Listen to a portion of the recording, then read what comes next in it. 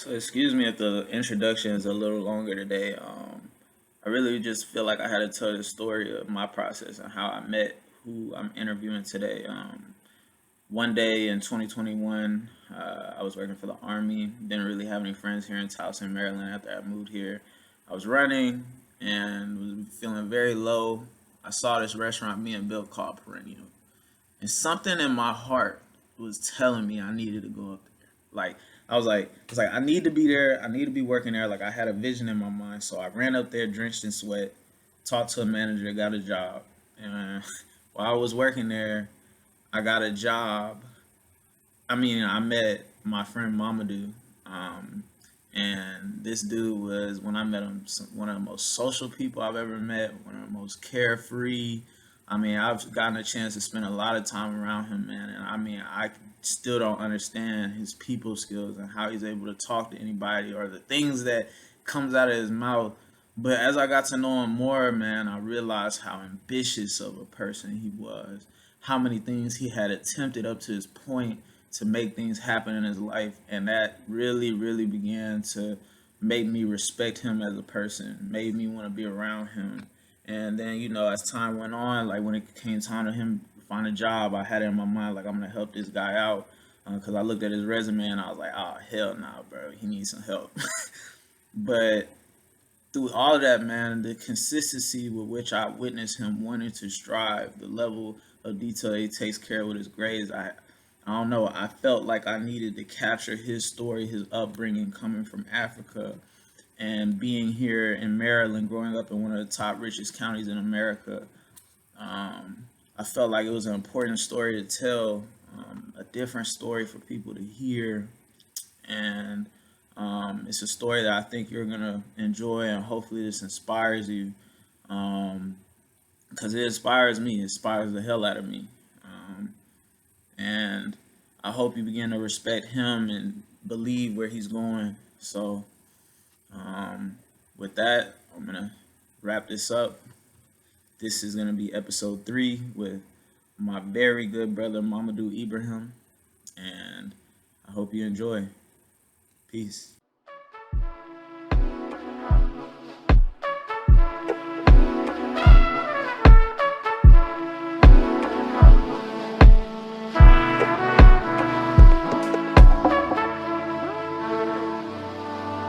Where are you at? Where have you been? And where are you going? Where am I at? Well, currently I am in beautiful Phoenix, Arizona. About 4 months ago, I started my new career as what I thought was going to be a healthcare analyst, but to my surprise, and kind of like a blessing and a curse, I am now more like a full stack developer for a major Fortune 500 tech company, so I can't complain at the age of Yeah, 20. You know, life is going better than expected currently. Uh, I'm here working remote. I don't really have any family. I don't have any friends, but I think it's kind of what is needed, especially at this age in my life where, I'm still developing, I'm still growing, I'm still trying to understand who I am as a person and who I'm destined to be. So, I'm yeah. isolated. I got mountains in the background that you can't see. My life is good right now. As far as where I've been, that's a longer story. So we could start from the beginning. Where I've been? Well, I was born in Maryland, Silver Spring. About 3 months old, I was blessed enough to be taken by my grandmother to Niger, which is in West Africa, where I was raised for most of my childhood. Well, not most, but the early important developing stages from about 3 months old till about 8 years old. Mm. I was from West Africa. Didn't even know I was an American citizen, honestly. Yeah. Where I was exposed to a lot of things. I learned French. I learned Zarma. Blessed enough to go to a private school in Africa, so it was definitely a lot. Then I came to the States at around 8 years old. Definitely new to America. The culture was different. It wasn't as strict. A lot more freedom to express yourself and say what you want, which was a shock. But to my surprise, I didn't speak English. So early childhood was me most What? learning how to learning. It took me what? I started learning English at the age of 8. You didn't speak English until 8, bro? I didn't. Really? That's actually shocking, bro. I'm actually shocked by that. Yeah, I didn't speak English at the age of 8. I learned 2 other languages before that. So came in first grade, I was an ESOL. I couldn't communicate with my first grade teacher, but Yeah. luckily the teacher next to her spoke French or like some French. So that was my way of communicating from, at first grade. By the time I was in third grade, I could hold conversations in English and I was getting better. And it wasn't until about fifth grade where I finally, graduated from ESOL, and they said I was fluent enough in English. From then on, I had a typical American childhood. Grew up in Germantown, Montgomery County, one of the top 5 richest counties in the United States, which was a Yep. blessing. However, for some reason, my friends and a lot of people growing up just thought it was the hood, like it was Chicago or damn near Detroit where we were really blessed. So kind of shifted. I think it was I blame Chief Keef coming out with What? in like 7th grade or 6th grade. That really had us hyped Yeah. up. The Yeah, energy was different after Chief, though. That's really true. The yeah, energy man. was different, bro. And after Chief came out, I was in what, like 6th grade, 7th grade. You feel me? We thought we So was all gangsters, doing a whole bunch of bad little things in the suburbs, thinking we was all gang banging and whatever. So that was it. From about middle school to high school, I was there. I kind of, not even fell into the crowd, but most of my friends growing up, we started drifting into, just doing bad things. mm, And mind you, at the same time, I come from an African household. So if I wanted to do bad things, there was only one thing that I had to do right, which was school. So from early on, since middle school all the way to high school, I was always a 4.0 student. School wasn't necessarily hard just because of the foundations that I developed going to school in Africa, where literally at private schools, those nurses used to whoop you. Like, you didn't do your homework, you're getting whooped. You're getting beat, then they're gonna tell your parents, and then you're gonna get beat again. what? So yeah, it was definitely they whoop you Man. in Yeah, I Africa. mean, I guess I got beat in like Montessori school, like with a paddle, the old lady. Oh no, hold Yeah, I on. got paddled one time. I only ever got paddled once in my life at school. I got my ass beat at home a lot, but in school once, and that Must was not fun because she really lit my shit up. Hey, be honest, man. Then that thing was a regular. There was so many different punishments. There was the rulers. When you didn't do your homework, they'll come around with a yardstick. You put your hands out. They hit you with that. um, We had a thorn tree in the compound, which they would use if you're really bad. Like they'll literally whoop you with the little thorn sticks, or they'll make you like do this thing in front of the whole class where you get on your knees and you like kind of like hold your ears like this and like you can't move. And it was a whole what bunch of the? it was some weird torture stuff, but that's Bro, why that's some nut stuff, bro. yeah, that's why I was really shocked when I came to America. I'm like, wait, you guys don't beat us in school? Like, we could just act bad, and all you do is like send us to the principal office and like call our parents. So that was definitely like, I think that kind of helped, that discipline and that respect kind of helped me always, excel in school, because even though I didn't have that fear of those, drastic, um, I can't even think of the consequences. Yeah. It was like, all I had to do was be good in school, get good grades, and my parents would leave me alone, and I can go be with my friends and do all types of dumb stuff. Well, senior year, I decided that it was time for me to get out of where, mind you, by then I spent like what, 12 years there, or no, I was 18, so like 10 to 11 years there. And I was like, I got to get out of here because I already saw where my life, what track my life would have gone if I stayed in a place where I was comfortable. So I decided to go to Towson University, and two really shocked me because it was a culture shock, because I went from hanging around with a whole bunch of Hispanics and black guys. Like, my school wasn't necessarily that diverse, to a school that most people say is a PWI. It's about 60% white. Yeah. And I didn't really know how to engage in those, conversations or relate. And mind you, I've always been a person, like a friendly and social person. So it's something that I can't say I regret, because it just allowed me to develop social skills with people, many different demographics. And to me, being a social butterfly, I am, like, this Yeah. second day or third day of college, I ended up meeting some guys in a fraternity, and about a week or two later, I was invited to join their fraternity. As you can see, Kappa Psi, completely white fraternity. I just wanted to party. It was college. I just wanted to party. I was like, sure, I'll do it. So it was definitely a lot of fun. And then, once again, the time came where I came to my senior year, and I was like, I got to change it up again.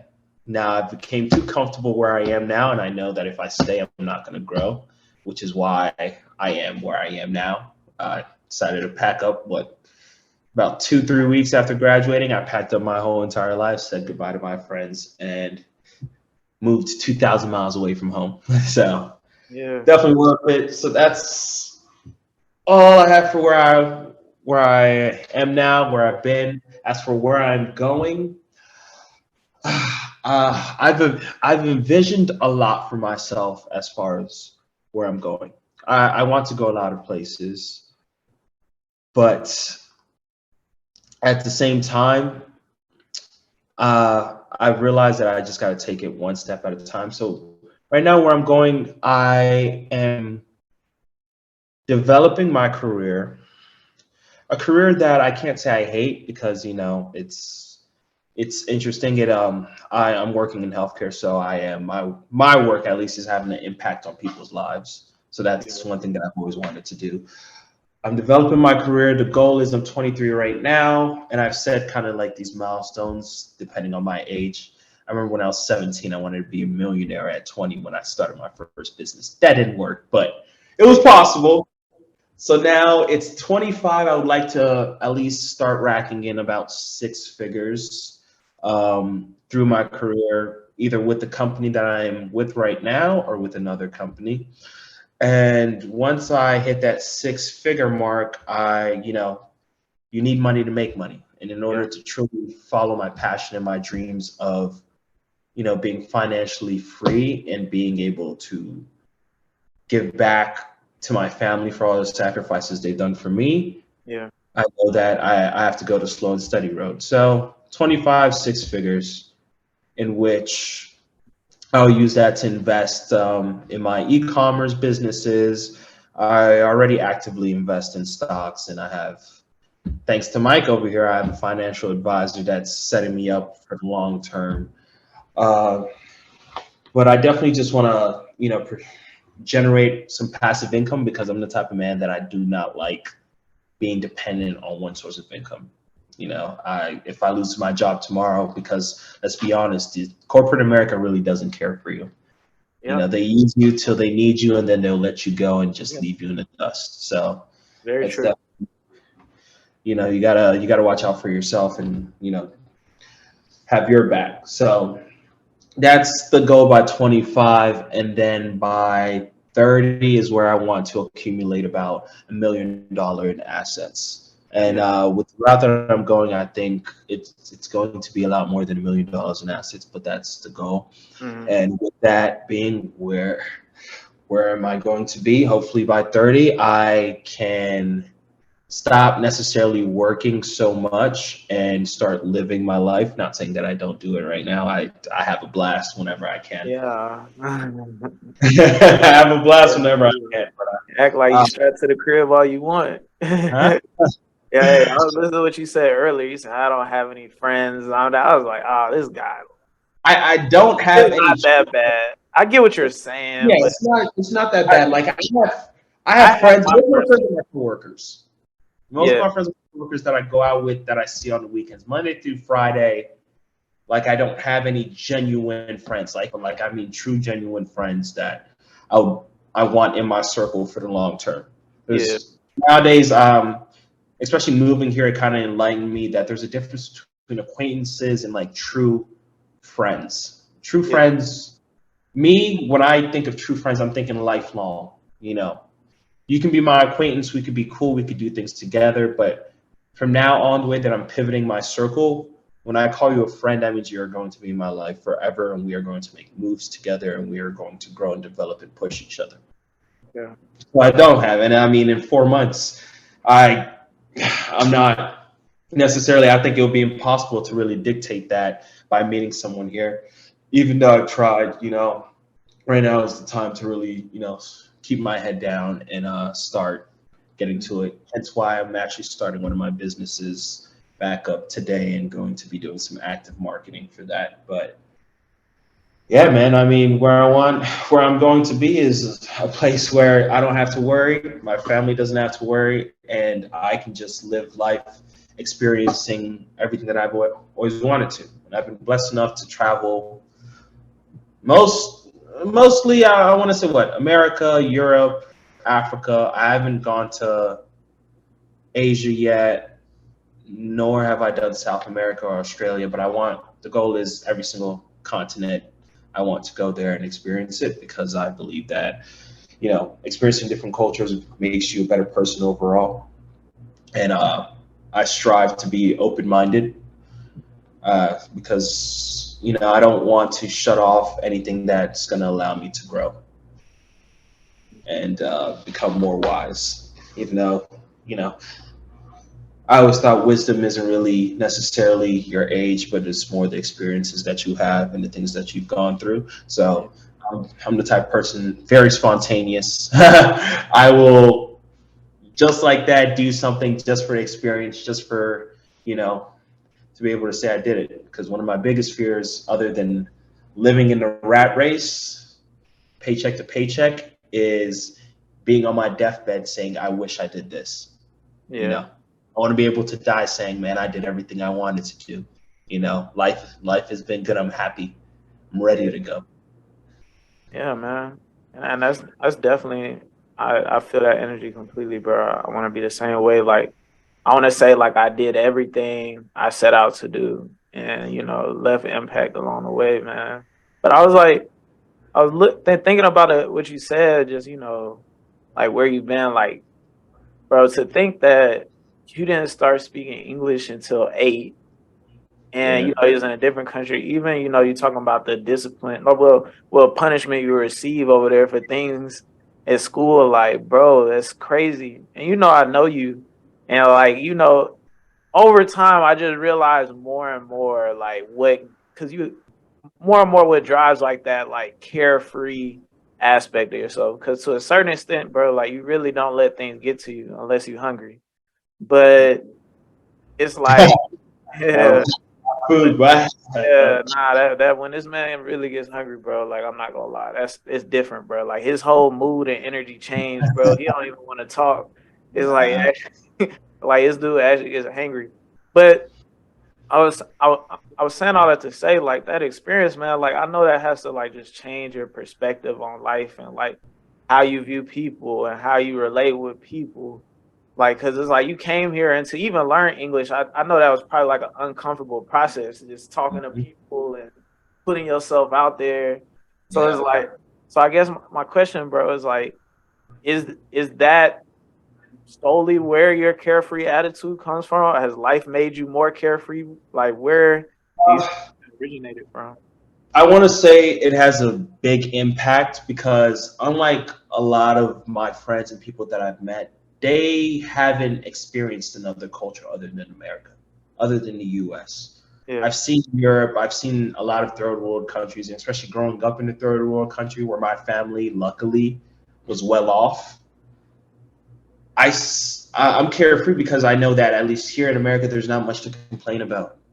yeah, I don't see 5-year-olds working on the street trying to just bring in not even $1 for their family. 5 years old, you're in kindergarten, you're in preschool.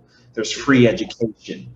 There's all these different systems in place to help you become better. I'm carefree because I know that I am blessed. I know that. Like most people, they like, yeah, I'm blessed. But do you have anything to really compare? Have you experienced and lived through something that you can really compare it to? Mm-hmm.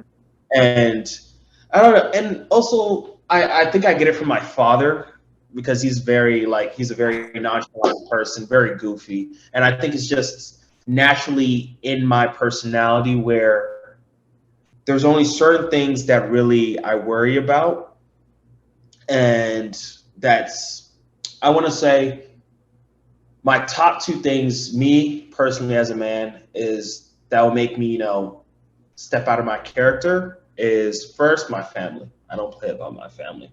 I feel like we're all the same. And Yeah. second, it's about respect.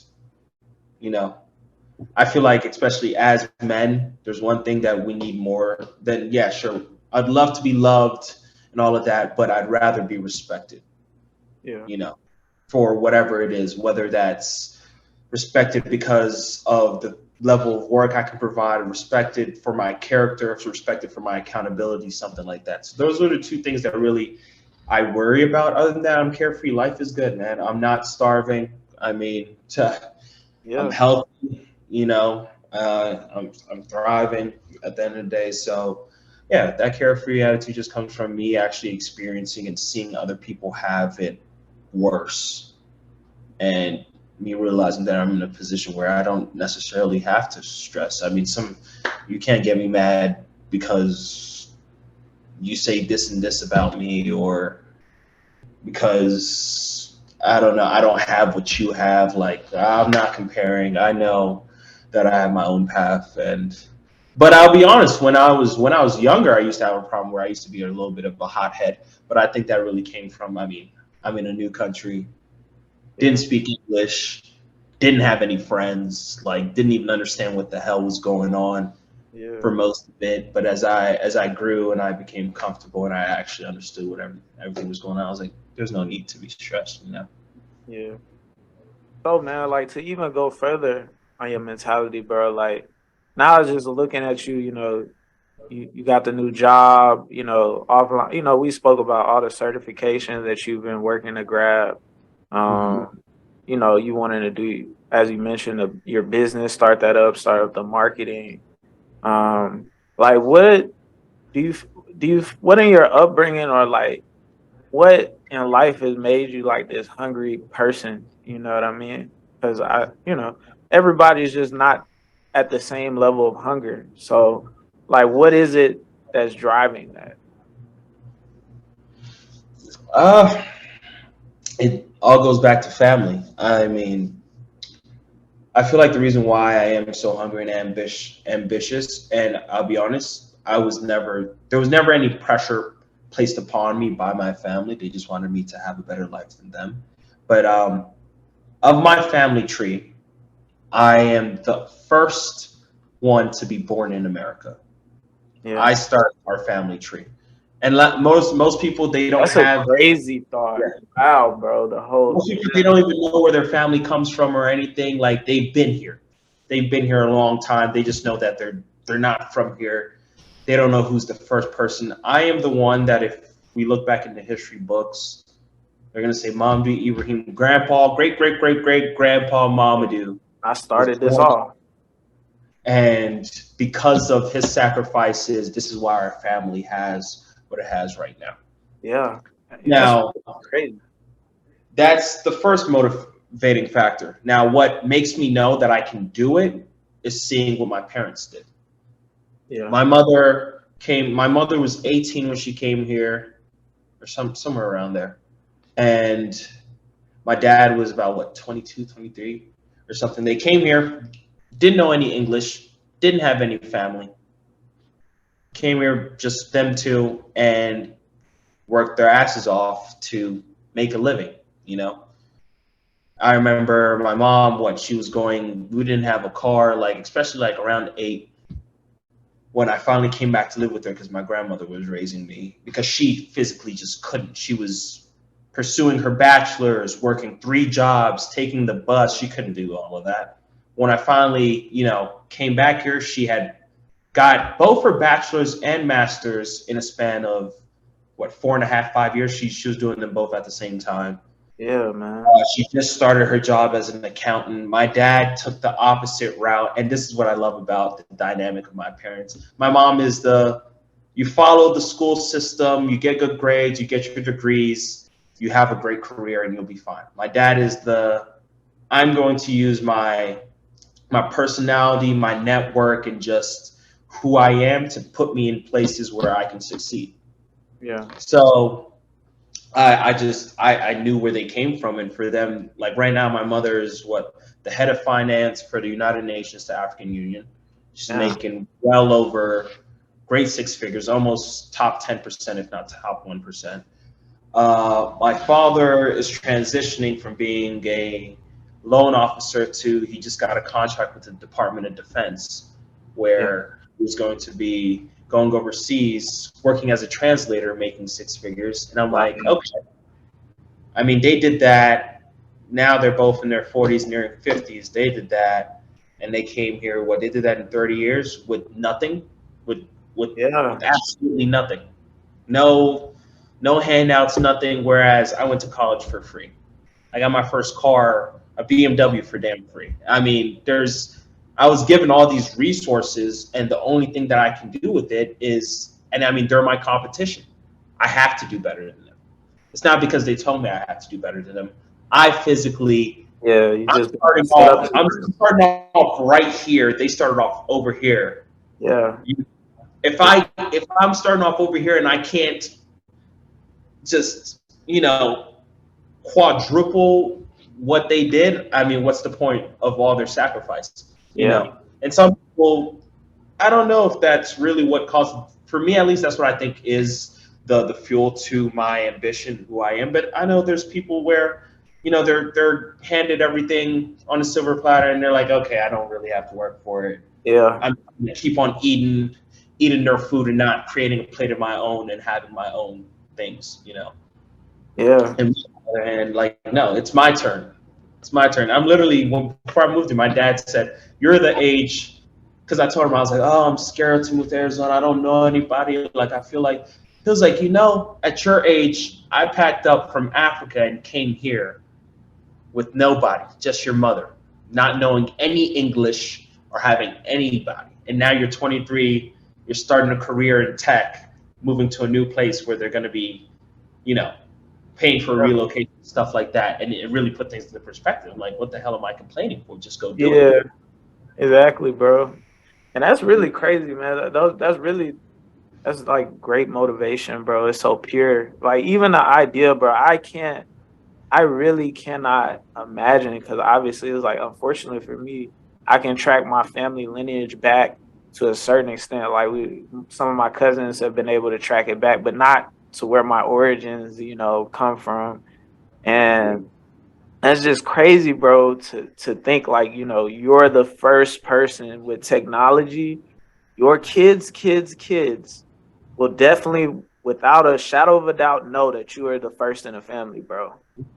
Like that's a different level of energy, bro. Like that's like I'm the one that set this off. You do extremely well. The family can look really back at you as the point, bro. And I'm that's the one who made that pivot. Yeah. yeah, man. And then even, with your parents, bro, that's even crazier, where they started and where they're at now, bro. Like that's even motivating for me, bro. Just realizing, because like you said, for me, bro, like, was I given everything? No, but I was given a lot. I was Yeah. given a lot, bro. Like I was given a lot. And my parents didn't have the internet and all these things. So I didn't, Mhm. I really had a chance to be ahead of them. So I agree with you. Like it's really no excuse. You know what I mean? I So know. yeah, No, bro. laziness. Honest, that's the only excuse. The Yeah, only man. Like excuse. I won't lie, this story, like right now, like just hearing what you said about your parents, like I really did not know, bro, that you didn't start speaking English until 8. Like Yeah. that's just a different fuel. Like I'm not running off of your fuel. But I guess I'll transition to this question I ask everybody. Mm. Um, I ask everybody, if you could tell yourself anything 5 years from now, what would you tell yourself? What would you tell your future self? So if I could tell myself anything Yeah, 5 years from now, so me telling myself, my future self, or my future self talking to me right you talking to your future self. Yeah, now. because it's like you're talking to yourself. You can talk to yourself in the future, in theory, bro. Like you look back on it, you'll be like, "Oh, I mean, if I'm talking to my future self 5 years from now, I'll be about 28 years old, right in the prime of my life, hopefully, you know, having everything I want. So if I could tell to my future self, I'm like, we did it. I mean, the sacrifices was worth it, and keep going, because it's not, we're nowhere near there. The idea of age, and when I really think about it, like 20, I'm 23 right now and I feel old. 28 is only 5 years from now, but I remember when I was first coming into college and I didn't think that I was going to be here. yeah, So honestly, I'm talking to my future self. I hope you stayed on the path, didn't get distracted, and you just keep on going. You still got that same hunger, and I really, really, really hope you found a wife or something. yeah, I really hope you found a wife or something and got out of the game and really just settled down, and because my grandparents just deserve to see their great grandchildren. I really want to provide that for them on top of all the financial things that I want to do for them. So I just hope you're still going at it. You didn't give up, because yeah, I'd rather die before I give up on my dreams and achieving what I want. I don't want to be complacent. yeah, bro." And Because man, I reach a certain level where I'm like, I really can be complacent. I don't need to do anything else. But right now, it's not just for me. Like I told yeah, my financial advisor, I'm not doing this for me. I'm doing it for the future generations. exactly, man.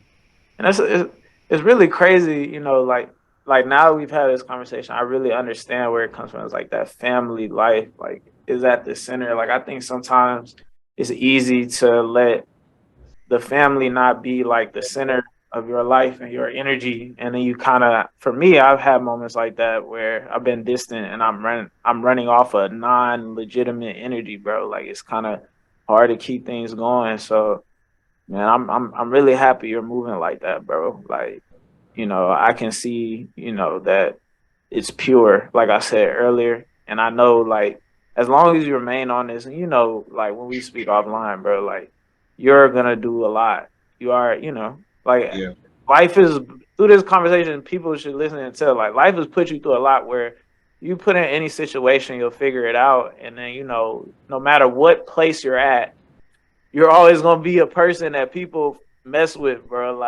Yeah. Like, bro, you're just that kind of person, man. So The thing is, though, and I'll be honest for everyone listening, I have doubted myself countless of times. I've called my own, like, bro, I'm yeah, not doing it, or this ain't happening. I've doubted myself, and I feel like it's not necessarily doubt, it's more the fear of not being where I want to be. And I also feel like that kind of adds to the fuel to push me to where I want to be. yeah, I doubted myself when I came here. Look at me now, I'm fine. I doubted myself in college. I wanted to drop out freshman year. yeah, Thugged it through. Graduated with a 3.5 GPA. Never got a 4.0 in college. I'm still upset about that. Just yeah, because, yeah, to me, it was like the way I was raised, it was either A plus or you didn't pass at all. So it was kind of that mentality of excellence was always expected. mm, And so, it's okay to doubt yourself, but those doubts shouldn't, overcome or become the larger shadow in your life where you're like, oh, I forgot about these dreams because I'm just so filled with doubt. yeah. You You can't let doubt it yourself. overdo. Yeah. Yeah, you can't just overdo it in yourself. And I And think I realize sometimes doubting yourself gets you to move because you're like, eventually, the same thought gets to you after a while. Because sometimes it's the truth. You telling yourself the truth. Like, I haven't done this, and yes. I'm not on the right path, and that's actually the truth, and that's okay. But at the You know? same time, like as I always say, bro, that's the process of life, and whatever dark period and periods where things are clear, you know, they're just gonna be ever coming and going. It's like just constant cycles. So just like knowing that doubt isn't too much, like it's just natural. That's just the wave of life, and you'll get through it. Cause like for me, bro, as a late brother, I just got out of a dark period. Like I didn't really like go in on it too much, but I was looking for a new contract at work, and it just wasn't going smoothly. Like I was on the bench for quite a while. And it was like, I won't lie, for a second, I was really like, yo, what is going on? Like, I thought I was about to, and thank God I found the next contract. So, whatever, I just realized like this is just another situation because I have a bunch of stories where I didn't learn, just keep walking in the dark. But like, I know, as long as you keep walking, bro, like you're going to be straight. So, On that, to piggyback on what you said, remember what you told me when that contract came? It was like I saw the light shine right through my oh, window. yeah, bro. Like God was talking to me. You feel me? That you're gonna see that glimpse of light, and that's when you know it's gonna be okay. But I feel like those that are, and the most scariest and probably something that's gonna hurt you in the long run is, first of all, not acknowledging that doubt or that darkness. Not being true with yourself and just trying to, you know, I can lie to everybody else, but I can never lie to myself. Yep. The moment I try to lie to myself, like, no, everything's okay or you're doing great, when I know, I know myself, I can't lie to myself, but some people do. They lie to themselves thinking that they can lie to themselves enough that it becomes reality. Yeah. But you got to be honest with yourself and then change it, change that reality that you're living in right now to make it, the truth. So, hey, Power man, of the mind, man. Power of the mind. we'll never appreciate the light. I mean, that's how it is. If it's sunny all day, I'd be damn tired of the sun. Yeah. Yeah, man. You got to go through hell to know what heaven feels like. I believe in that completely. It's like Dragon Ball Z. You watch Dragon Ball Z? Like when Vegeta would train in his capsule and he would have gravity on times 10. Yeah. But to me, that was like a life lesson. It was like, if you make conditions extremely hard for yourself all of the time, once it comes time to ball, you're not even gonna realize how far ahead you are of everybody. It's just gonna feel like natural. So like that's kind of my philosophy. So yeah, I definitely agree with that. But man, getting near the end, man, gonna give you a second if you wanna throw anything out there to the people, any love to the family, anything you wanna say. Of course. I mean, first of all, I wouldn't be here without my family. I wouldn't be born. I wasn't supposed to be born, but I was born, Yeah. So I'm glad that I'm out here, and I've already made them proud. They've already shown the love, but I'm still going. They're the reason why I do it, and I'm gonna make them. It's Nigerian parents. I want to be the successful son. I want to be the one they tell home about. And for those that are just listening and, you're having doubts or things just aren't going your way. Or you've been on a crazy path of life that's not normal to everybody else.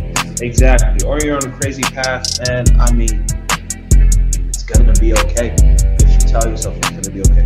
You got to keep on fighting. I know so many people that just want to stop fighting. The day you stop fighting is the day that everything dies. Everything that you love, everything that you work for, that's when it dies. I'd rather be 50 years old fighting for my dreams than giving up at 20 and just letting life carry on. You gotta have that fight in you. Sometimes it's gonna be extremely hard, but you give up. Yeah, man. Hold on, man.